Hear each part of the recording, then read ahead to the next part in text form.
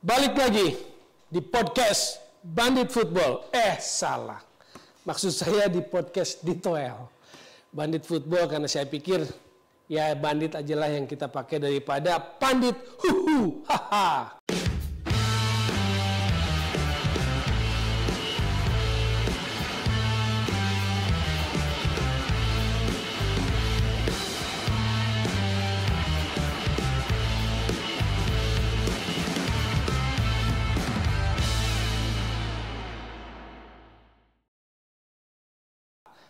Sudah cukup bercandanya. Intermezzonya cukup, opening kita serius menjelang pertandingan preview Cina-Indonesia di Qingdao.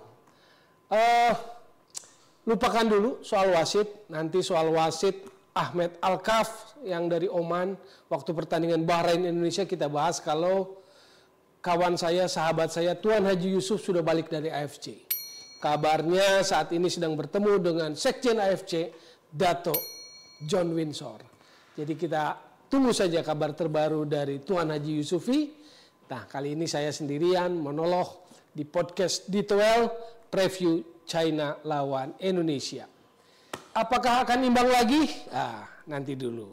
Terlalu kecepatan provokasinya ya. Udah 3 kali imbang, masa akan imbang 4 kali lagi. Oke, yang pertama. Saya mau bicara soal target 6 poin dari Bahrain dan Cina. Pasti sudah tidak mungkin tercapai. Seperti yang pernah saya ungkapkan, saya berharap dalam suatu media televisi, saya katakan kalau saya ex-PSSI, target UE2 ke Bahrain dan Cina adalah 6 poin. Tapi target itu sepertinya sulit tercapai, karena di Bahrain kemarin draw, jadi kita menunggu target minimal 4 poin dari UE ke Bahrain Cina. Mampukah timnas Indonesia meraih target 4 poin tersebut? 4 poin berarti harus menang dari Cina. Gampang? Tentu tidak gampang. Karena Cina juga sudah 3 kali kalah di 3 pertandingan awalnya. Kalah dari Jepang, digunduli 0-7. Kalah dari Arab Saudi, tragis. Main di kandang, unggul lebih dulu 1-0. Arab Saudinya 10 pemain karena ada 1 pemain yang di kartu merah. Tapi di akhir pertandingan Arab Saudi bisa mencuri 2 gol lewat bola mati sepak pojok. Cina dapat pelajaran dari 2 pertandingan away ke Australia. Unggul lebih dahulu 1-0, mencuri gol 1-0. Tapi akhirnya dibalas Australia dengan 3 gol, kalah lagi. Jadi apakah Cina akan lawan yang mudah? Ini naga yang sedang terluka. Naga yang 3 kali kalah. Pasti nggak mudah secara psikologis pertandingan gitu loh. Nah, ini akan menjadi trik seninya pertandingan atau menjadi situasi yang nggak mudah untuk dihadapi. Tapi berkali-kali saya bilang dengan segala kelengkapan tim nasional saat ini, dengan tambahan naturalisasi, suntikan naturalisasi, yang terbaru Miss Hilger, Elino Reinders, harusnya Indonesia nggak boleh pasang target minimum. Indonesia harus pasang target maksimum, yaitu 3 poin. Sekarang secara sepak bolanya, kita bicara secara sepak bola. China waktu lawan Australia away dia main defensif. 4-4-2-nya main defensif dia. Turun ke setengah lapangan. Apakah akan begitu lawan Indonesia? Saya nggak yakin. Saya yakin mereka akan lebih ofensif. Saya yakin mereka akan lebih terbuka. Kalau mereka main ofensif terbuka, sebetulnya ini peluang buat Indonesia. Karena space-nya menjadi lebih terbuka buat para pemain Indonesia. Waktu lawan Australia mereka turun ke bawah, 4-4-2, 4 back, 4 gelandang, 2 striker. Mereka turun penuh, tapi masih bisa dijebol oleh Australia dengan 3 gol. Saya yakin mereka nggak akan melakukan seperti itu. Branko Ivanovic akan menerapkan strategi yang lebih menyerang.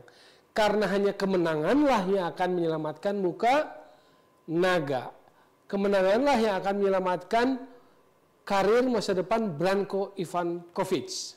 Branko Ivanovic ini kalau yang paham bola adalah asisten Miroslav Blažević di Piala Dunia 98. Waktu antar Kroasia jadi juara 3 di Piala Dunia 98. Kroasia, Davor Šuker, Dia adalah asistennya. Jadi pelatih yang punya pengalaman. Baik itu di kawasan Timur Tengah maupun juga menangani salah satu klub di Cina. Jadi dia pelatih yang paham sebetulnya kekuatan sepak bola Asia. Nah, apakah dia akan memainkan skema yang lebih ofensif? Menurut saya iya.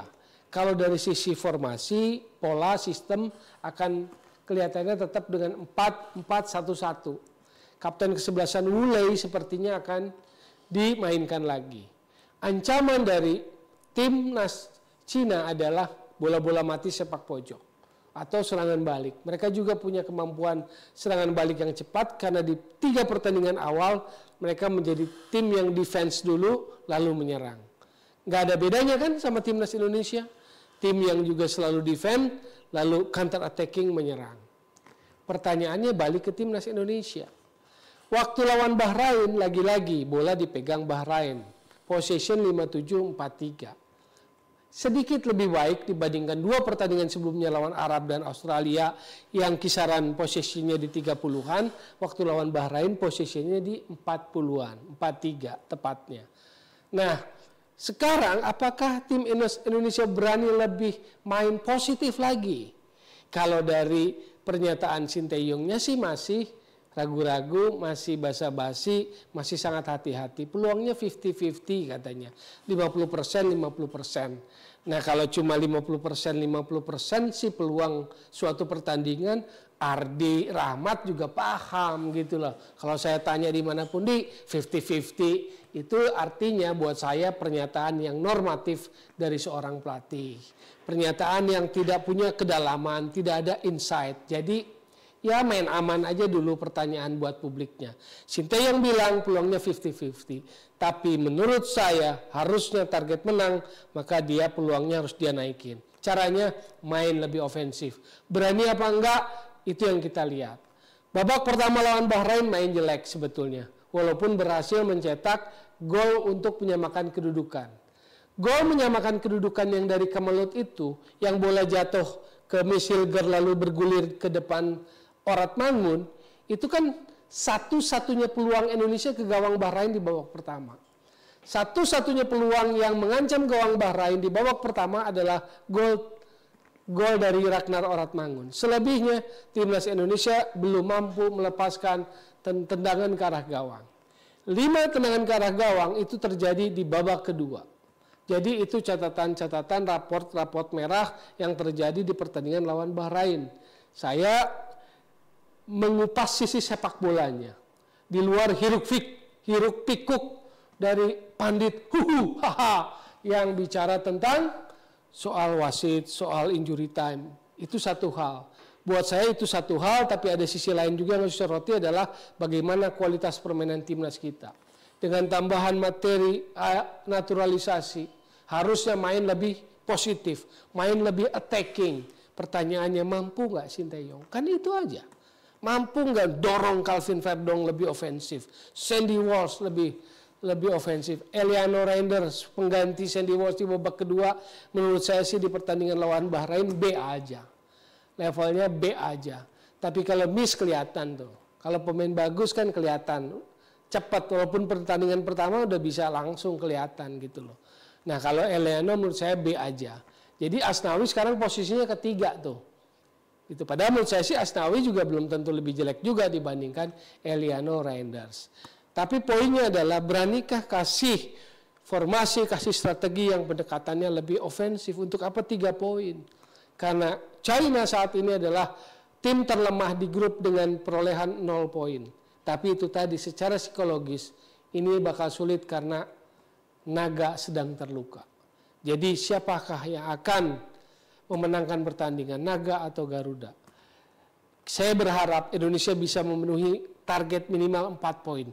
Jangan imbang terus, nanti banyak plesetan di media sosial kan. Spesialis imbang, selalu imbang gitu loh. Padahal naturalisasi yang mewah, proses effort yang sangat luar biasa itu, yang mahal itu sudah dilakukan. Kalau dengan kemahalan seperti itu dalam tanda kutip, kemewahan sepak bola seperti itu masih cuma draw, ya menurut saya sih harus ada analisis dari sisi kualitas permainan tim nasional, dari pendekatan taktikalnya gitu loh. Itu yang ingin saya tekankan. Saya mau tajam kepada permainan sepak bolanya gitu loh. Saya mau tajam kepada permainan sepak bola dan saya mau 3 poin. Jangan imbang lagi. Jangan defend lagi. Jangan seperti lawan Bahrain babak pertama nggak mampu syuting ke arah gawang. Untung ada gol yang menyamakan kedudukan. Sekali lagi saya bilang untung di babak pertama itu ada gol yang dari Kemerlut. Crossing dari Ivar Jenner membentur pemain Bahrain, deflected melambung, ada heading yang gagal diantisipasi, lalu kemudian jatuh ke Mishilger, bola bergulir ke depan Ragnar Orotmangun. Itu bukan gol yang dari sebuah pola atau skema, bukan. Gitu loh. Bahwa beruntung kita bisa 2-2 itu juga adalah sebuah keberuntungan. Tapi sekali lagi saya dorong timnas kita menang 3 poin lawan China, meski nggak mudah. Tempatnya jauh, suhunya dingin. Tapi kan nggak masalah sekarang. Suhu dingin kan buat para pemain timnas yang kebanyakan half Eropa kan, setengah Belanda ya, nggak akan masalah. Nggak boleh itu jadi alasan lagi. Jadi yang mau kita lihat adalah timnas Indonesia main percaya diri, positif, main sangat berani, possession berani di kandang lawan, walaupun tetap harus hati-hati. China akan main dengan 4 back, Indonesia dengan formasi yang menurut saya tidak akan berubah. Dengan 3 back. Apakah Rizky Ridho akan main pertama atau Jordi Amat dulu? Bisa jadi Rizky Ridho main pertama dulu. Bareng Jay Ijes, bareng Miss Hilger. Gitu loh. Sandy Walsh akan ada di wingback kanan, wingback kiri Calvin Verdong. Tengahnya, saya menduga Tom Hai mungkin main, tapi kelihatan kan Tom Hai menit 70 habis. Gitu loh. Banyak body chart, kalau intensitas tinggi dia terpelanting oleh pemain Bahrain. Apakah Sinteyong berani mengambil perjudian dengan Tom Hai? Itu yang menjadi pertanyaan. Ataukah Nathan Chuaon dan Ivar Jenner di awal? Lalu kita lihat di depan nggak akan banyak berubah antara Ragnar Orotmangun, Rafael Struijk yang sudah memecahkan telur golnya di timnas senior, dan salah satu lagi, apakah Malik Rizaldi lagi atau Marcelino atau Witan? Ya, kita tunggu gitu loh. Jadi buat saya poinnya adalah saya mau lihat pendekatan Sinteyong pada tim ini lebih positif, lebih menyerang untuk apa? Untuk 3 poin. Untuk apa? Untuk target minimal 4 poin dari away ke Bahrain dan China. Karena memang harus ada target. Kalau nggak ada target ya buat apa? Tapi kalau selalu imbang posisinya akan menjadi berat. Kan? Menjadi berat. Jangan spesialis imbang, jangan selalu imbang.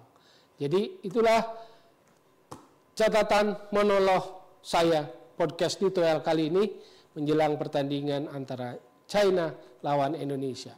Saya menunggu penampilan yang lebih menggairahkan dari skuad yang sudah lebih mahal dan lebih mewah dengan naturalisasi ini.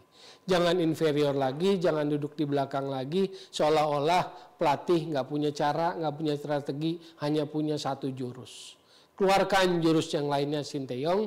Sampai jumpa di episode podcast Ditoel yang akan datang bersama rekan saya, Tuan Haji Yusufi, yang katanya sedang bertemu dengan perwakilan AFC, Sekjen Dato John Windsor. Ciao.